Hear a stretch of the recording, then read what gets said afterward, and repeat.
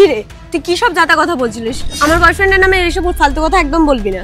আমি ফালতু কথা তোকে কেন বলতে যাবো? আমি তোর ভালো চাই বলেই তো তোর ভালো দিকটা দেখছি নাকি। দেখ, আমি আমার বয়ফ্রেন্ডকে ফুল বিশ্বাস করি, ওর কোনো প্রবলেম নেই, আর ও এইসব করেও না। তোর বিশ্বাস হচ্ছে না তো? না। ঠিক আছে, তোকে আমি একটা লোকেশন বলছি, ওইখানে যা, তুই দেখতে পারবি তোর বয়ফ্রেন্ড কি করছে একটা অন্য মেয়ের সাথে। ঠিক আছে, সেটাই আমি দেখবো, কিন্তু যদি তোর কথা ভুল হয় তাহলে তোর আর আমার ফ্রেন্ডশিপ সারা জীবনের মতন শেষ। আমি তোর কখনো খারাপ চাইতে পারি না, সেই ছোটবেলা থেকে ভালোবাসি বন্ধু হিসাবে। নে, লোকেশনটা তোকে পাঠিয়ে দিচ্ছি। হ্যাঁ, এসে গেছে।